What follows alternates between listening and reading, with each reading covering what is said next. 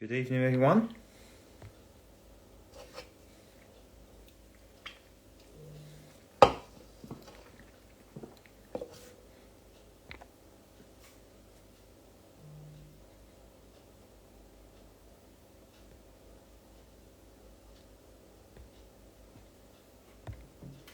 Good evening, everyone. So, as I've put on the good evening, guys, everyone who's joining. As I put on the Facebook group and the Instagram page, I thought I'd do a bit of a one-man band review of the last corgi catalogue release of 2024. Obviously, the first one reflecting the new price changes. So, as I go, evening, Jamie, evening, Mitchell. Yes, it is an exciting evening. Not so exciting for me because West Ham got pumped, but to be fair, we played pretty well actually. Good evening, not another train as well. So I'm going to do a bit of a one-man band sort of talk through, and I've also sort of highlighted the prices, done a little bit of research on the prices as well. And being on my own on here, I can share the pictures as well as we go. So I'm going to switch to the first picture, and I think it's probably arguably the highlight of the catalogue. No, I didn't get Oasis tickets at £155 for standing all day. They can stick it up their arse, and I'm a huge Oasis fan. For anybody who knows me, I've seen them 10 times.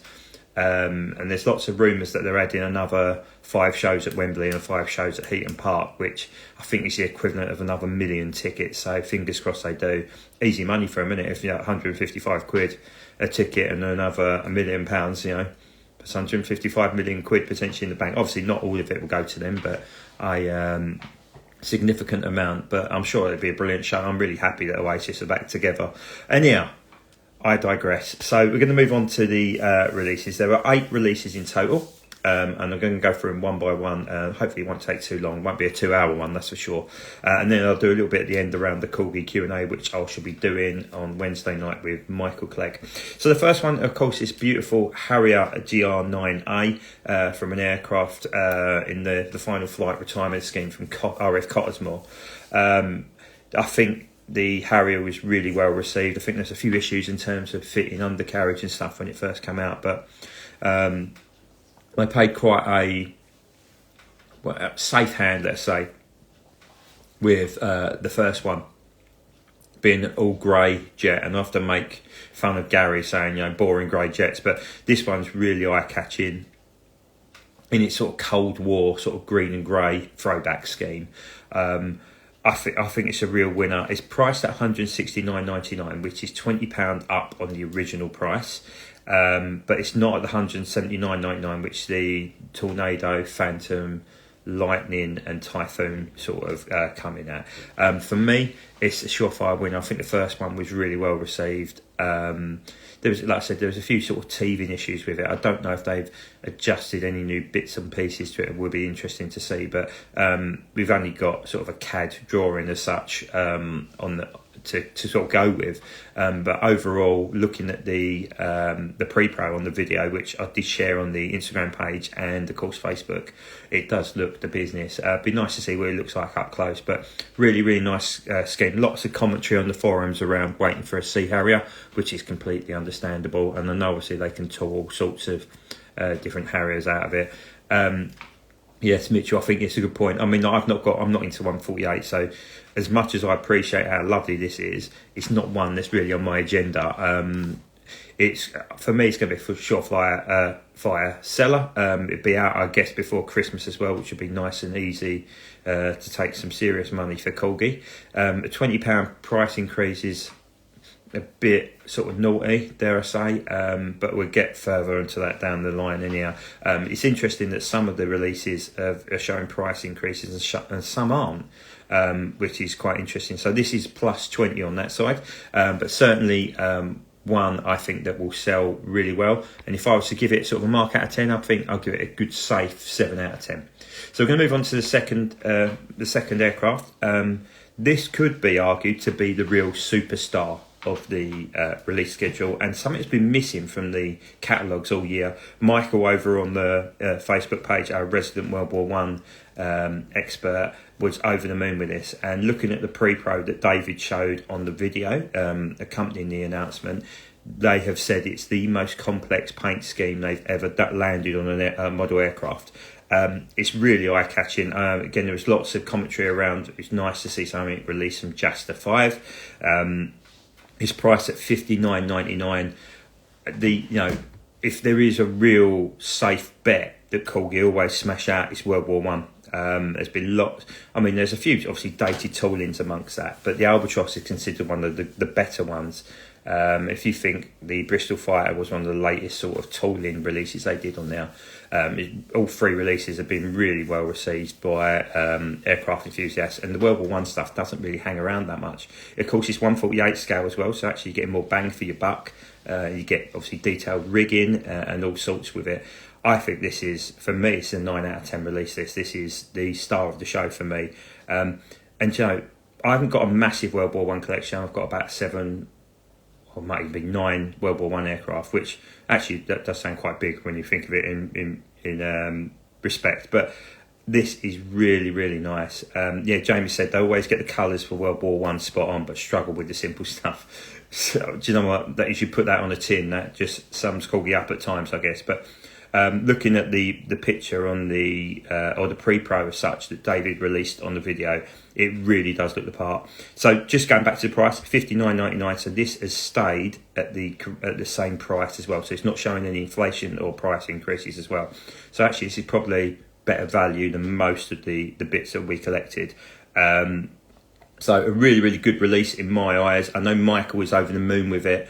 And he'll certainly be going after both the releases, which I'll get to the second one in a short period.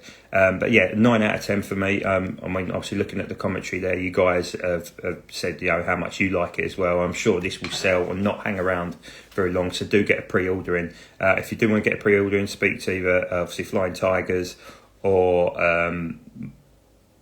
Mr. Andy Beck over at Lofty Models. I forgot his name now. I only sent him a load of money yesterday.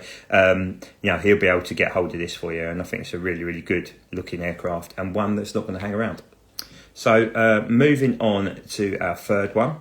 This is quite a controversial one, and when I say controversial, I mean we all love an Avro Lancaster, but it feels like Corgi are working their way through the entire 617 squadron. If it's not Dan Busters, it's Tallboy Grand Slams. This, I believe, is the third Tallboy release. You've got Still Going Strong, and there's another one as well, whose brain, my brain isn't reflecting on that. Hold on, let's add Michael in. Michael was just.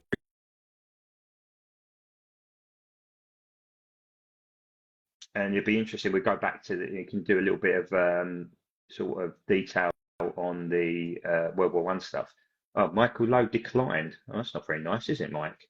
So obviously he doesn't want to come on. But yeah, sort of going back to Evening Benders. Yeah, love you too, mate. So going back to this, getting younger every day, thank you. Yeah, so quite a considerable amount of 617 aircraft covered. This one is not particularly exciting. It's an aircraft that obviously was involved in the operation of sinking the Tirpitz in Norway. And skirted sort of Swedish waters to get there. It hasn't really created a lot of buzz. The sort of the noise that's really coming out around it is people buying a mould that's 20 years old, that is showing its age, has, dare I say, been done to death to a degree. Obviously, we'll want more Lancasters, don't we? But has been done quite a lot. And it's shown a £10 price rise on the previous release, which was £184.99. This is £195. Is it one that people are going to really go out and get? Probably not. It's taken up one of the heavy slots, so the Halifax, Sterling, B17, B24, one of those slots.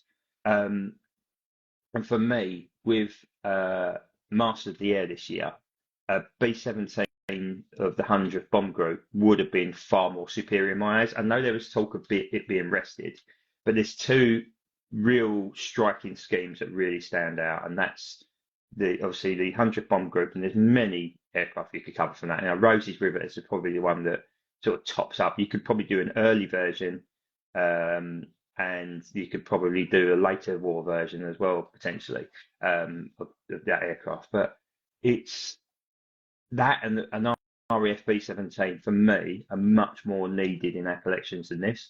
this feels almost like a bit too safe, but one that could come back and bite them on the backside.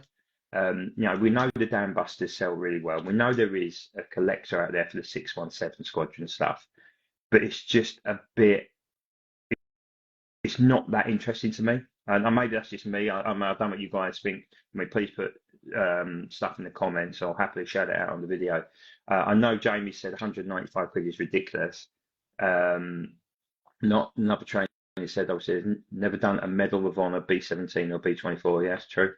You know, for me, Master of the Air was a huge tie-in. You know, you've got the Mustangs involved in it. You've got, you know, in terms of the Tuskegee, you've got there was also a 78 fighter group on one of the missions. I believe it's the last episode 9. You know, there's other bits you could have done and tied in. It just feels a bit, I don't know. Look, like, they're obviously confident it's going to sell because Lancasters do sell. They are a great aircraft. They're still a great model, even 20 years down the line. I just don't know whether 195 quid and this combination is a great combination. So for me, I put this down as a 5 out of 10. It's not one that I certainly want to go out and go after. You know, of course, if it comes up at a good price. Now, £195 is the new price for the Lancaster, Mitchell. So it was 100. The last release was 184.99. So it's gone up £10. I've done my research, buddy. So I've been into it. So for me, this is a 5 out of 10. Not one that's particularly enticing for me. I've not heard a lot of really good positive feedback around it, which is interesting. So, but look, it is what it is. It's a Lancaster. You know, I'm sure it's going to be. I would hope it's going to be executed correctly. Again, we're just going on a very basic CAD at the moment, and the copy that was on the video as well. Something I'll have to watch the video again around, but not particularly one I'm after, and I'm not seeing a lot of love for it on the forums. The next one, which again is quite a divisive one, so is the Bristol Beaufort, representing aircraft from the Middle East Check and Conversion Unit based in Egypt in 1945, I believe. Really eye-catching scheme. We have been calling out for a Middle East or a desert Beaufort, and again, we're only basing it on a very basic picture. It looks brilliant. It really does look nice, but Mark Harbour, who's a bit of a knowledgeable guy, has pretty much shot it down in flames. He has said the turret is incorrect, the antenna is incorrect, and apparently the colour blue underneath is completely wrong as well. I mean, but obviously I've got time to fix that, and I hope they listen to his feedback because he is a very, very knowledgeable guy. But it is a lovely scheme, but it feels like a bit of a weird aircraft to really, really push and talk about. And it's not one that I particularly think has got any history to it or has any sort of relevance really to people who want history on aircraft. It's going to look lovely. But again, let's wait further down the line for me. I'll put this down to 7 out of 10. I've got the first two Beauforts, and they are absolutely outstanding aircraft models. No, Corgi have smashed the design on it. I think there's a lot of movement that needs to be done in terms of changing the design of it. So if you want a Royal Australian Air Force one, say for example from the Southeast Asian Command sector, I believe there's a bit of modification that needs to be done. I know Mark, who is a guy who masquerades as Sid Huey over on the Model Hangar 3 forum, it was doing a conversion to a Royal Australian Air Force one, but I've not seen it as yet. It was back a year ago. I mean, he always has loads of different projects on the go. So it's, you know, for me, it's a solid 7 out of 10. It's priced at $89.99, so it's a plus of £5 from the previous catalogue. I do believe this will sell. I think the first two Beauforts are really well received and have sold decent as well. I'm just slightly disappointed that it's not an aircraft that has much relevance from what I can see in terms of history or pilot or anything like that, because you know, I like to connect all of that together for me if I've got an aircraft on the shelf, and I can talk to my little boy about it and say, oh, this is just a Beaufort, mate. It's just one they practiced in. It's not really the most knowledgeable chat, is it? You know, it's nice to say, well, this guy led an attack on here and we won a Victoria Cross or he won a certain medal or whatnot. It just adds a little bit of interest to it if you're chatting about your collections to people, I guess. But look, overall, if we're looking for eye catching, I think this should absolutely smash it. It's an aircraft that's missing from our desert collections, or Western desert collections. I really think it's a great tooling. Yeah, a good 7 out of 10 for me. The next one, or the next two, I should say, are a relatively interesting one all around. And this one is the Heinkel He representing the aircraft from the album that Motorhead released. It's a Sam, even Sam, so I didn't even see you sneak on there. Maybe they thought a Malta temperate C1 too similar to the previous release, which hung around. Yeah, possibly. Yeah, so it's called Bomber, right? Okay, yes, it's from the album Bomber from Motorhead, obviously, and the now deceased Lemmy, who was the lead singer and bass player, of course. It's a very interesting one because David didn't release this as part of the Aviation archive collection. Although obviously it falls into the aircraft section. It was previously released in Airfix, and I believe it sold very, very well. So it's interesting, Michael. Michael says, is this going to be a good seller? So somebody put a really, really good point. It might be Glenn, actually. There's probably thousands, dare I say, millions more Motorhead fans than there are die-cast aircraft collectors out there. Does it really join and bridge? I'm not entirely sure, but I did a bit of a snap poll on the Facebook page yesterday. And when I looked at it, there was 9 people who said they'd buy it, and 72 people said they wouldn't. And that's from the die-cast collectors side of things. It'd be interesting to see. There you go. Jamie has said that a lot of metalheads will go for it. So it would be interesting to see because obviously that they've paid the rights for this. Clearly, the money's going to go to Motorhead in some shape or form. Oh, there you go. Look, Jamie said Airfix had to reissue their one due to demand. So maybe it will. Will it sell over 1,000? I don't really know. I don't know how many are being run. But it's a crossover. They spoke about this in the second catalogue, I believe, and they spoke about getting more licenses and doing more associated things. So obviously, got the Batmobile coming out, Wallace and Gromit. There's other little sort of tie-ins, but lots of Beatles stuff, which I'm a Beatles fan as well. So there's lots of tie-ins and stuff. Yes, I'd probably be a Lynx.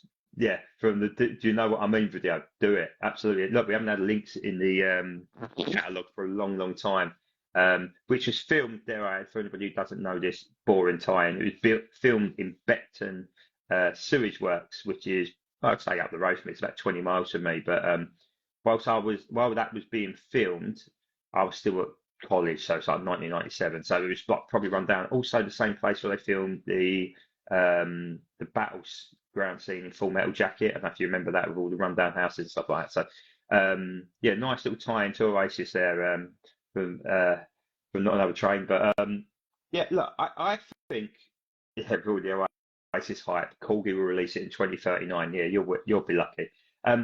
Look, they've obviously expected this to sell. They wouldn't have just done this on a whim to see whether you could sell this. Obviously, Motorhead are no longer. I mean, I don't think they've reformed in any new lineup or anything like that. Unlike the next band, which I'll get to. But they've obviously done the research and believe this will sell. This is one I have no interest in. It's not for me.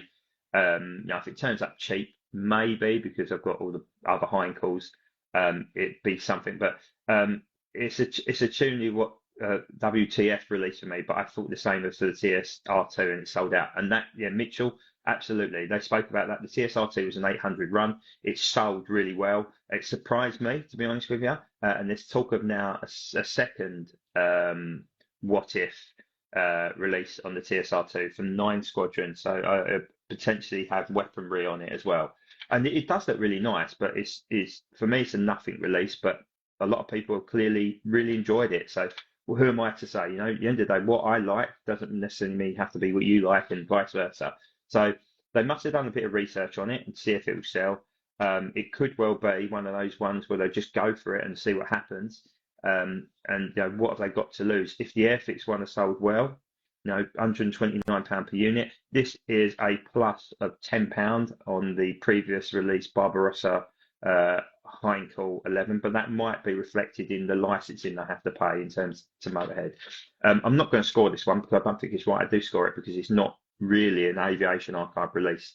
But look, it's created quite a bit of chat and conversation. Is that a good thing? Possibly. And I don't know if you can really get a what if scheme wrong as well. So from that point of view, it might be a safe release for them. So we're going to move on to the next one. But again, this is one I'm not going to score because although it's an Aviation release and it's a what if as well. So this is the Supermarine Mark II Spitfire from Iron Maiden Aces High. It's actually a real scheme. It's a Polish Spitfire, I believe, FTL. The interesting point on this that I've picked up on is retailing at £69.99, which is a £10 increase on an aircraft that's been around in the collection for a while. I'm not convinced it's reflective on the production on it. I think it's more reflected on maybe the licensing they've got to pay to ACSI. Obviously, for anyone who don't know, Iron Maiden, obviously fronted by Bruce Dickinson, who is a massive aviation enthusiast. He just sold his Fokker triplane to somebody I know, a guy called Will Greenwood. Well, I say sold it a couple of years back now. Very interested in aviation. Has been down to Wheeled Aviation a few times. Obviously, he's met a few of my mates, but always in and around Duxford. He's gone to Fantasy of Flight. He's gone to the Flying Heritage. He loves his aviation. So from that perspective, I think it's a really good idea. As much as I don't really have any interest in Iron Maiden or Aces High or anything like that, it is a Spitfire too. So I would expect me to probably go for this. Interesting, it does say winter 2024-25, so it could be early 2025 in terms of the release. Again, an aircraft I'm not going to score. We're only going on a very basic sort of CAD drawing on the front there. Can't really see the ins and outs of the detail, but obviously there's bits underneath the canopy there. Look, again, it's promoted a lot of conversation within the modelers. It's a very, very interesting release. They're bridging two sort of things there.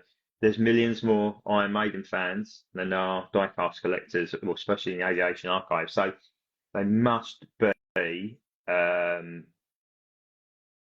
sort of convinced that this will sell. Also, with this, I guess, if you have an official Iron Maiden merchandise store at an event like a gig at Wembley Arena or Wembley Stadium or something like that, they could potentially produce lots of these.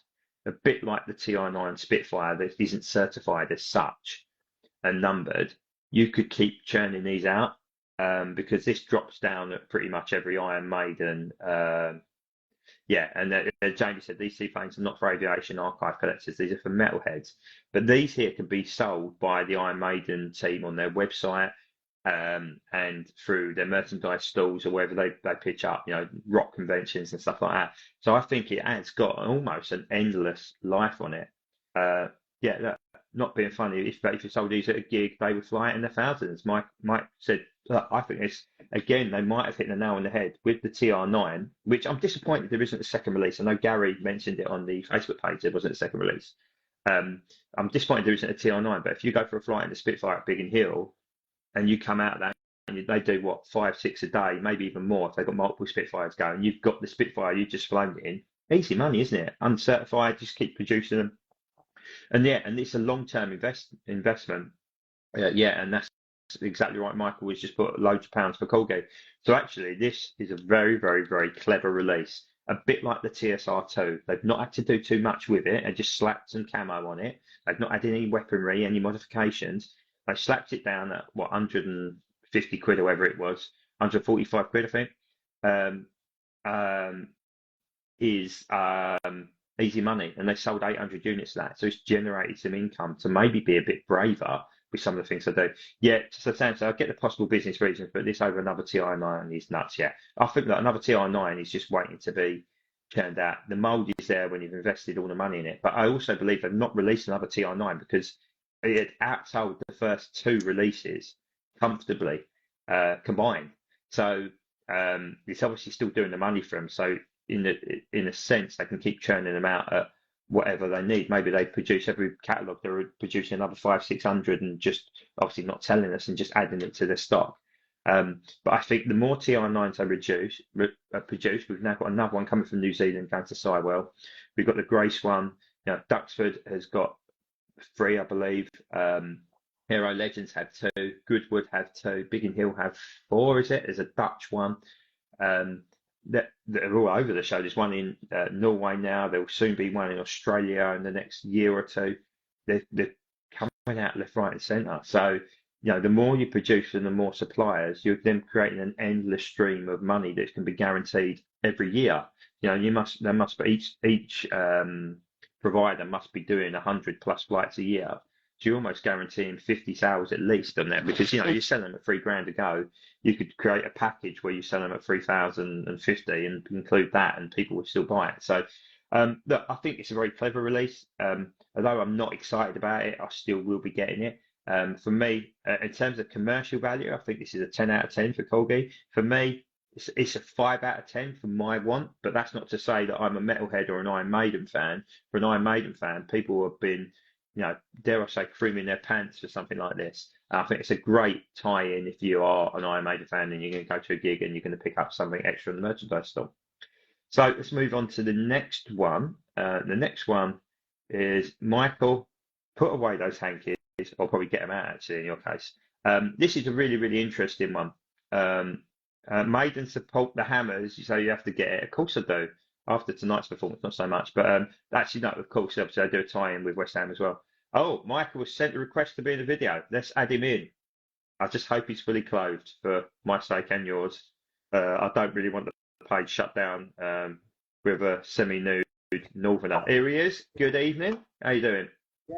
I declined earlier because the dog was kicking us downstairs. So. I think you got your hand over the microphone, mate. Oh, is that better? That's better, yeah. Yeah. So yeah, I declined early because the dogs are downstairs kicking off. So, right, before we start, I've got something I want to say. Yeah, Thank you so much for everybody that's on here, for you for doing this. Personal reasons. Today it would have been my mum's 78th birthday. She died 5 years ago, so I've had a bit of a downer. The car blew up yesterday, quite literally, so we've had to go out and buy a new car. So it's been like a horrendous day. The thought of coming on here and actually discussing this, and you guys talking about it has like cheered me up no end. So thank you. No, don't have to thank me, mate. Look, thank you for being an absolute top geezer and all-round legend. You know, like I said, we talk about thanking people. You know, when I was going through loads of shit, you was one of the first people to reach out to me, and you know, like you obviously, you know, you bond over all other sorts of things, but you know, you don't forget stuff like that. So. No, you don't have to thank me ever, mate, because I owe you more than you'd ever owe me. So, I'm guessing. If you owe me, you should buy some more of these, because I've still got all of this lot I get rid of. Mate, look, John, I'm just talking about that now. I made the pre-order, so I'll talk about what pre-order I made in a minute.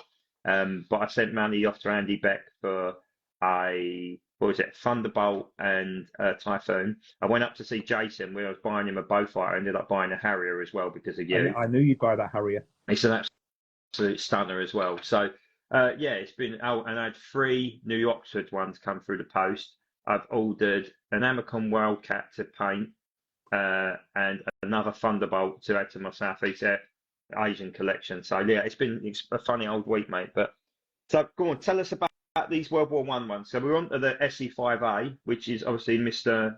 Major Keith Logan Caldwell. It's a really interesting story. Do you want to tell it? Because I mean, you don't really want them listening. I mean, I could talk about this for hours. I'll tell you what, first of all, I'm excited because Corgi have done something a bit different. I thought they'd done SE5s to death because with the best will in the world, realistic, RFC, they didn't really paint the planes. They were discouraged from doing that. So everything was olive drab camouflage. How many olive drab SE5s can you have? Like, there's 10, 12 out there already. So they did something a bit different. It's a great story. Grid Caldwell was a New Zealander. He was a complete lunatic. I've seen it.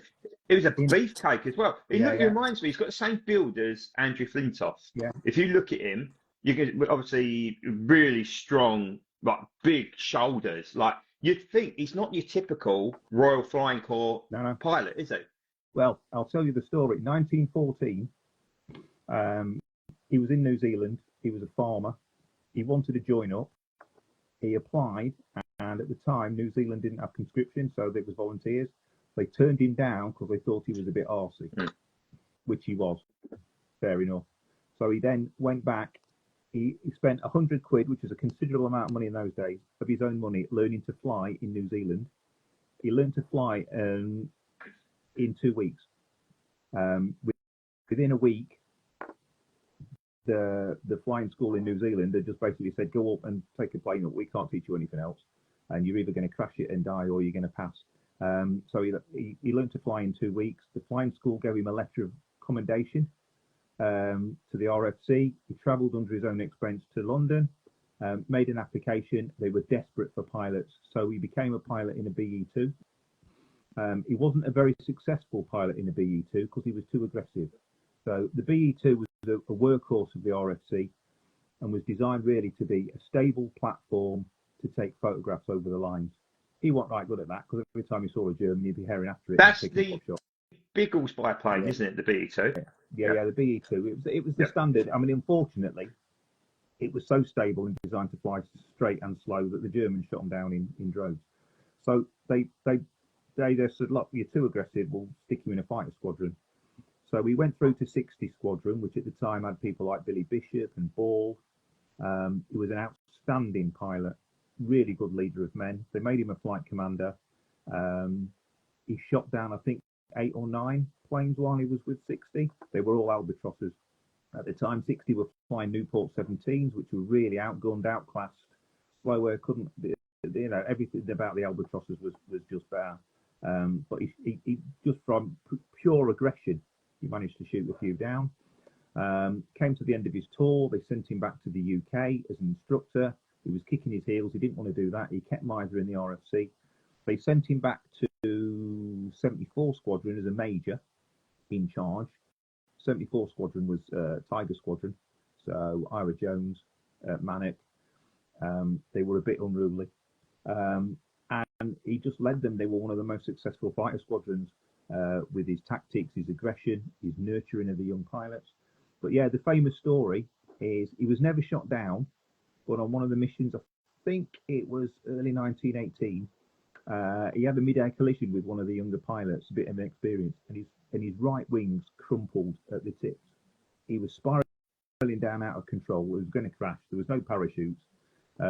He clambered outside of the plane onto the wing and piloted so that the weight distribution for the crumpled wing was centralized. He centralized the plane and he flew it outside with his right foot on the left rudder pedal to make a crash landing. Nursed it just over the lines. He just got over the British trenches and into an artillery post. As it was about to crash and everybody came out to see him, the plane crashed. He jumped off the wing. As legend has it, from various sources, he somersaulted, landed on his feet, dusted himself off, walked into the artillery post and asked for a brew. What a man. Do you know, this is the bit, I mean, I've seen the picture in one of the museums in New Zealand. I forget which one it is. It's Peter Jackson's museum. That's it. So he's actually on the left wing with his right foot. I really hope Corgi do that. I hope they do something a bit more out of the box in terms of if they could do that, a pilot who's a pilot figure on the wing with one leg in the cockpit, I think that'd be really good. Yeah. No, they're not going to do the old style, backgrounds and stuff like that. What you call, I forget the name of the terminology, but in terms of the having a base with it and it like crashing into near a trench. I know they're not going to do that because that comes down to cost. But it'd be lovely if they did have a figure to put on the wing as indicating why they've done it. Because I don't think they will. I think it would be just inside the cockpit because you don't want an aircraft depicting a damaged aircraft, do you? So, I mean, it'd just be a lovely little touch for me. That'd be an interesting touch. But yeah, I was reading about it yesterday, and it just made me chuckle. It's just like, just this sort of absolute hard man. Just imagine, like, you just see a geezer crash his plane, just stroll over to it, go, have a cup of tea, please, mate. Yeah, I mean, at the time when he was a flight commander at 60 Squadron, there was Molesworth, there was Billy Bishop, and him, and they took it on themselves to paint the planes bright colours. So if you've seen Corgi's Albert Ball SE5, which is all Yeah. sorts of wrong, but that scheme was actually Molesworth C Flight. Grid Coldwell had B Flight and had the same scheme but yellow, but the fern on A8 8898, which was his plane, was because all the New Zealand pilots painted ferns on their tailplanes. But the actual red scheme was actually yellow for him, and then Bishop, which Corgi released, was the blue scheme. Yeah. But they only had it for about 3 or 4 weeks, and then the top brass found out and made them paint it all over. Yeah. Yeah. That sounds like Lord Flashheart. Yeah. Jamie said absolutely. I wonder if that. He was a bit like that, but I wonder if it's based on him. I wonder because obviously they may well have. Blackadder may well have done a little bit of research and based Flashheart on. Obviously, he wasn't New Zealand in the show, of course, was he? But I think he's an amalgamation of lots of different pilots because some of them were very, very much out there. Billy Bishop was him and Coldwell got all sorts of great. They stole some pigs from the local farm and painted roundels and German crosses on them, and used to run around and take pot shots of them. Oh my God! Absolutely nuts. But yeah, probably... I'm very excited about it. It's bright and colourful. It's got a blue checkered tail, red wheel, so I'll certainly. I mean, I've got a Code 3 that I did, which I was really pleased with. I was about to add to that in this bit. I know you're going to repaint it, aren't you? Was it a Canadian unit you was looking to do? Yeah, well, I've got some of the Empire Fund aircraft. I've got one already in silver, but there's a nice olive and white scheme with post-war G markings on it. So I think I might do that because, as I say, I've got enough schemes. I could do 20 or 30 SE5s, but they're all olive drab. Yeah. How many olive drab SE5s do you want in your cabinet? So, but yeah, I'll definitely. I've put in an order with Andy already. Oh, lovely. So yeah. Good lad. But yeah, I think it's good that Corgi have done that. It's something slightly different. Unlike the German pilots, where they seem to concentrate on Uda and Richthofen, they seem to be spreading the pilots love around. So yeah, it's nice that we've got somebody from New Zealand. So for the Australian New Zealand contingent, they'll want to buy it. It's a good looking scheme. So yeah, it's good. And the SE5 was looking a bit sad, but they've updated the prop. They've fixed a couple of things with it. I think it's and for 60 quid. Yeah. Why would you not? Yeah, and of course you'll get that cheaper. You get that closer to 50 if you use the likes of Lofties and whatnot. So, while you're on, you might as well talk about the Albatros. You happy with that? Do you know what? Yeah, this is a really weird one because I mean I won't bore everybody with the historical thing, but Jasta 5 was the third highest scoring unit in the German Air Force behind 2 and 11, and has never really been represented before. So I'm pleased with that. The thing is with the Jasta 5 planes, the Germans all had identification marks for each squadron. Theirs was a green tail with red trim around it. But apart from that, they had the most garish colour schemes of any of the planes. We talk about Richthofen Circus, but Jasta 5, they were like yellow and blue and green, black, massive flowers. Paul Baumer had a huge flower on a yellow and red background. I mean, you could see them from miles away. And they're really, really popular with the plastic modelling community. 132, wing-up wings. This one is a bit of an oddball because it's one of the most popular models. Because of the scheme, it's a Bavarian scheme. There's the Bavarian emblem on a band and then blue and white checkerboard. It's a beautiful scheme. Don't get me wrong. I'm all over it. I'm all over it. I just think it's a bit of an odd one from Corgi because the scheme definitely existed, but there's only one very blurry photograph of it, and it's not very accurate. You can't really tell. So they've had to have a bit of guesswork, which is absolutely fine. But the pilot very little was known about him. They don't even know how his name was spelled. There's no photographs of him. He was a pilot for less than 6 weeks from joining the squadron, and he actually got shot down. They don't even know. Some sources say he was a casualty and ended up in a casualty clearing station.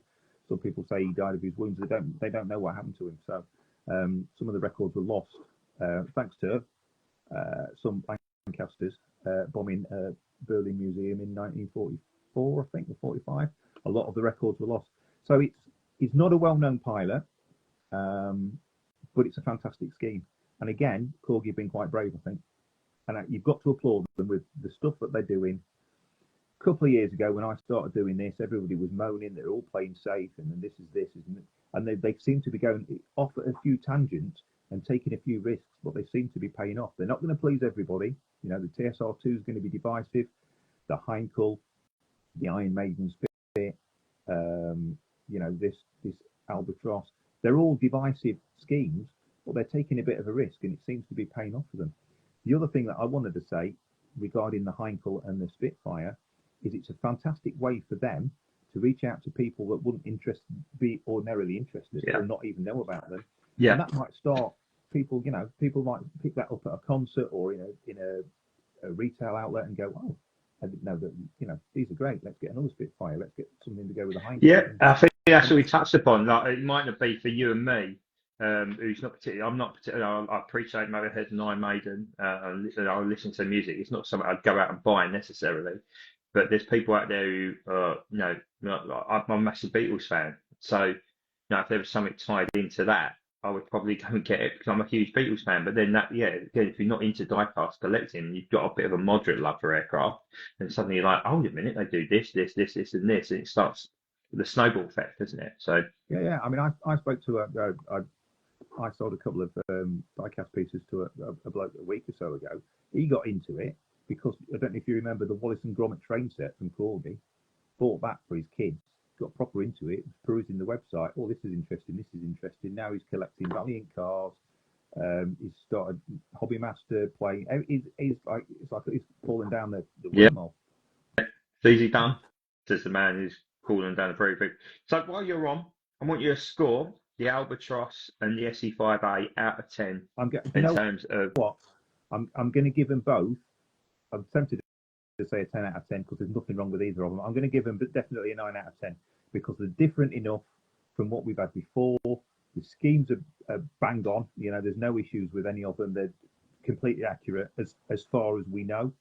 So it's something a bit different. I mean, the Albatros, you stick that in a cabinet with anything, it's just going to look fantastic. Yeah. They surpassed themselves with the last one. This one was good, if not even better. That was the Idlewice one, wasn't it? The one that's at Shuttleworth and Stonemar, isn't it? That's a beautiful scheme, really, really beautiful and unusual as well. But look, if a resident World War One expert says it's a 9 out of 10, then I'm happy to take his word for it. And kudos to Corgi. So, do you want to stay on while I go through the Spitfire and talk about the Corgi Q&A next week? Yeah, let's do that. So the last one, I can't share the picture now because there's more than one of us on the call. Well, kick me off and then you can share the pictures. You sure? Yeah, I don't know how to kick you off, mate, to be honest with you. You might just stay on, it'd be easier. We'll talk it through. So I could always share it in the post after. People have seen the pictures to death. So it's just when you've got more than one person on, you can't have like a picture in the background. But the final release is the Spitfire 19 of the Rolls-Royce Heritage flight based at Midlands Airport, PS853.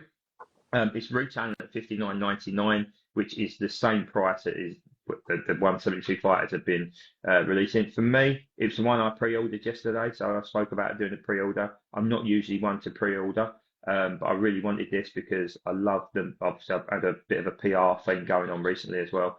Look, I mean, the bits for me which are a positive, it's an air show performer. I also think it opens the door for the Corgi to do Warhorse, their P51D Mustang as well, which obviously brand new Mustang mould or tooling that's not really been used recently. I think it's a really, really easy seller. The Mark 14s and 19s always sell really, really well. I believe the last one was a D-Day one. I forget which release it was. Somebody help me out. Yeah, I can't remember what night. It was definitely a D-Day one for an Overlord. It might have been the Dutch one actually, the last 19. But they always sell really well. I can't see it hanging around. I know the 19 suffers from a slight lack of dehydral and a slightly small cockpit in comparison. Be interested to see if they've done any work on the cockpit actually. Yeah, the Dutch Squadron one. I thought it might have been. Cheers, Mitchell. if they changed the cockpit slightly, I don't think they would have, because it would be reflected in price. Look, I think it's a great scheme. I also think it ties into the Battle of Britain Memorial flight, which, for those who don't know, PS853 was one of the founding 3 Mark 19s of the Battle of Britain Memorial flight. It's a later Mark PR scheme as well. So the other PR scheme that we have is a D-Day Stripes one. So I think it'd be really nice. It's got the yellow round the roundels as well, so to indicate it's a late war one. I think it will fly out. For me, that's an 8 out of 10 for me. Like I said, it's the one I pre-ordered. It will be going straight in my collection. But that is it. That is the overall picture of the Corgi catalogue part 3 of 2020-24. It's, for me, an overall catalogue. I've given it a 6.5. I wrote this down beforehand. I mean, it'd be interesting to see you guys. I don't know what you want to score it in the bottom there, and I'll shout it out. So just another bit that has just been said, not another trainer, but Albatros is a die-cast special, as most would struggle to paint decal that design in a kit completely. Yeah, definitely. Yeah, I mean, that's one of the challenges. That's why it's such a popular scheme. Yeah, I don't think. I mean, I think it'll be tempo printed. I don't think it'll be decaled. So I don't know how they'll go about painting it, but I know David did mention it is the most complicated paint scheme they've ever done on an aircraft. So really, really excited. But like, guys, if you want to put what your overall score of the catalogue is in the bottom of the page in the comment section, it'd be interesting to see that. The final bit I'm going to get onto while Michael's still on the call with us is on Wednesday, probably about a year and a half, 18 months, maybe even 2 years in the making. Michael will be joining me for a Q&A session on the Instagram page. I expect I'm going to cap it at 2 hours. Hopefully David will be on as well, but David has just become a father, so I'm sure he's got more pressing things to worry about than model planes and geeks like us. But if he does come on, obviously, I want us to make him feel really, really welcome. Jamie has said 6 out of 10 catalogue would be a 7 if we both thought it was an operation squadron. Yeah, I think that's a fair summary. So just sort of want to just sort of set the scene a little bit, and I'll put some more information on the Facebook and Instagram page as well. So I'm going to break it down into 3 sections. So the first section will be questions from the Model Hangar 3 forum. There's a number of questions on there. I will literally have to write them all out and send them to Michael. There's a lot of duplication and stuff. So I will ask them. I expect them to be challenging, but I also want to, as much as I want to be challenging, I want it to be very unbiased. I want it to be also not rude. And I guess, sometimes our emotion takes over because we all feel so passionately about our subject and what we collect. So the first part will be the Model Hangar 3 questions. The second part is a bit out of the box, and it's a bit like Michael tonight. So what I will be doing is I'll get 10 questions from 10 collectors, and I'd love you to join the call to answer your question. So, for example, if Michael had a question like now, Michael would come onto the call, introduce himself, say hello, say his question, wait for the response, and then leave the call, and I would add someone else in to do the same. I'd like 10 different people to do it. I think it's great to put faces to names in the community. Again, I'm not going to, if it's going to be an outright sort of attack, I'm not going to ask that, because as much as, like I said, this is dare I say, not profit thing I do. I do it because I love the hobby. I don't want to put DWC's reputation out of joint as well, if that makes sense, because they're doing us a massive favour by doing something a little bit different and reaching out into the community and finding out a bit more active feedback and rather than just get them on and just abuse them. So I get the frustrations. Michael gets the frustrations as well, because believe you me, the man is passionate about what he's doing for Corgi. Same for David as well. And I know David's taken a bit of flack from a few people over in the Model Hangar 3 forum on the Corgi catalogue thing. And I think he actually bit as well and responded to something just with an emoji. But for me, they're friends of the page by coming on, and they're an important company to keep going, to keep encouraging. Yes, they're making issues, some issues that are really silly, but we should be responding in a way that is constructive. There's times when I guess where all the research has been done by people and then they've just gone and shot themselves in the foot, but that's for them to sort out. For me, I just want to make them feel really comfortable. So we have 10 questions, and then the final bit will be from the Facebook page. Any questions from the Facebook page? Like I said, it's 2 hours. Michael's dedicating his time to this as well. I want to make it really, really, engaging, really, really positive, and a great experience for everybody to get their point across. Will I be able to ask everybody's questions from Modern Hanger Free, Facebook, Instagram, and my own, of course, because I want to ask a couple as well? Probably not. But I'm going to cap it at 2 hours, because if we go any longer than that, one, I don't think it'll become watchable. And two, it's the guy's giving his time for free to us. So that's what I'm going to do. Obviously, I need to ramp that up over the weekend. Working a full-time job and trying to do this outside of it takes a lot of effort. And being in a relationship with somebody new and wanting to invest time in that, because that's where my life is now. I need to make that quite clear. And also, I don't want to think that she's with a complete and utter geek. I think she knows that now. I mean, she's already been called an aviation wag. So for those who don't know, we went away on holiday to a little place called Mersey Island off the coast of Colchester. And on the first day, we walked out, and I was like, "That's a Spitfire." I could hear it. I went, "It's a Spitfire." And she come running out to stand with me. She went, "Oh yeah, isn't it?" And her sister was like, "Oh my God, what have you done to her?" But she knew. So look, I'm really looking forward to Wednesday. It'll be a great experience. Michael, I have planned you in for a question, by the way. So you are one of the stalwarts. Same for you, Sam. And like I said, Jamie and Matt, I believe, who's not another train. If you want to obviously get on there as well, and Andy, the plane modeler, I'd like to see some new faces as well, because I don't want to be an old boys club. This is an open forum to get as many different people in this and together, because obviously it's a big hobby, a hobby that we need to keep supporting and keep growing, because when we're all dead or old and dead, we hope our kids or their kids carry on doing what we're doing and keeping these businesses in profit. But look, I think that's it from me tonight. Mike, yeah, have you got any ideas? I've got one thing really. Yeah, well, I've got two things. A, I'm not saying we have to brown nose them, and we can ask them some challenging questions. But if we do that in the right way and it's received positively, then surely that's going to open avenues for us to having discussions about future projects, having some input. I mean, we are the customers. If we can be absolutely positive customers, so that's that. The second thing is, I've got a question, and I don't understand this, and it's not really my remit and my area. But why have they not brought out a 100 Group B17? And the reason I ask that is, on my eBay shop, since Masters of the Air came out, anything I've got to do with anything B17, 8th Air Force, books, magazines, it's sold out. It's gone. Yeah, I think I know the answer. I can give you the answer to that, to be fair. And the answer is that the planning stage is done years in advance. So their plan for next year was done 2 years ago. And I think they find it difficult to squeeze things in. So, for example, Jersey Jerk, the P51, was releasing its new scheme at Sitewell this year. And I sent it straight to Michael. Like, Michael, you've got to make this. It's a beautiful scheme. He's like, yeah, I've asked it. We can't fit it in. It will be done, but it's just, I can't give you a time when it's going to be done. And I think that's where the issue is. And I think they need to, having a factory, I don't want to answer this for Michael, but having a factory abroad that speaks a different language that shuts down for a month, a year over Chinese New Year, or let's not forget the factor, causes issues. I mean, look at Thorpe Abbott's visitor centre is off the charts at the moment.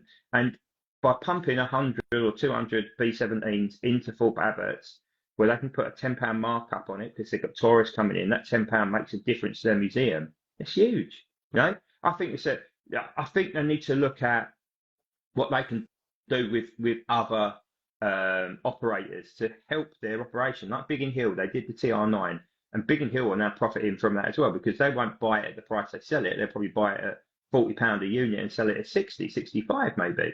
And that means there's £20 in their pot, which goes towards maintenance, it goes towards running costs, we're going to paying the tour guides, all those little bits, because running historic aviation costs a bloody fortune. So I'd like them to see more, but then you look at what they've done with Motorhead and what they've done with Iron Maiden, maybe that's where they're going. I think another release of Just Jane when it nears its airworthiness. will be an unlimited version of that, so they can keep pumping them out and sending them into to them to sell his Kirkby. I think that would be a brilliant idea. But look, what do I know? I mean, this is for Wednesday, mate. So let's not go too. So I'd rather you ask a World War One question, mate. Oh no, I definitely will. It's on the MH3 question. So I'm going to try and start typing them up tomorrow to send them over to him. And we'll select what I would deem the best questions, because I need to cap it at sort of 40 minutes for that. So a couple of bits there. So Matt said, perfect, I'll send over a question. Will be great thing for the page, and kudos to you for getting it arranged. Thank you, mate. Really appreciate it. It needs to be, James said, they need to be more flexible when it comes to release planning. Absolutely. But then Mike, we might be able to explain that.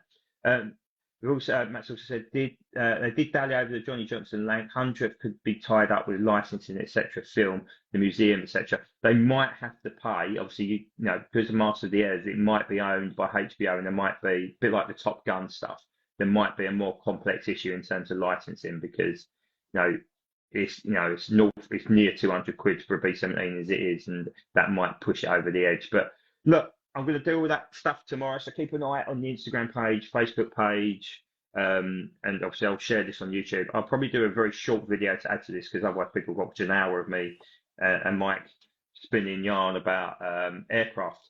Before I end, mate, anything you want to add? No, that's great. Thanks very much. Just everybody keep on keeping on.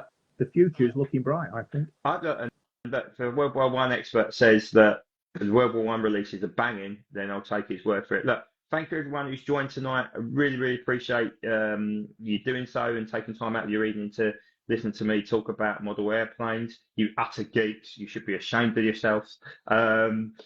But it'd be our little secret, in all fairness. In terms of Dwayne sending me a message in the middle of a video, thanks, Dwayne. I really appreciate it. But look, thank you all for joining me. Like I said, and Michael, of course, mate, thank you for coming on. Obviously, feel for you today, which wouldn't have been a particularly nice day for you to obviously remember every year, unfortunately. But that's all right. I've now got to go and watch Declan Rice get sent off. Yeah, that's the most. If anybody's seen that, I mean, like I love Deck. He captained us to our first major trophy in God knows how long, and that sending off today is an absolute disgrace. He's deemed it to kick away, which can only the ball moved about 2 feet, so very, very strange, and then got chopped down in the process. But look, that's football for you. West Ham got pumped 3-1. Although on the positive side, I had triple captained Haaland this week, so I probably got about 80 points on my fantasy football league thing. So yes, Dwayne, I will check Messenger. Thank you, Jamie. Really appreciate it. Thank you, Mitchell. So look, have a lovely weekend, guys. The sun's going to shine tomorrow before it goes bang in terms of all the thunderstorms and that. Have a great week. Don't forget to tune in on Wednesday evening on the Instagram page. It should be a very, very interesting talk through. See you then. Bye. Have a lovely weekend. Over and out. Cheers, guys. Bye-bye.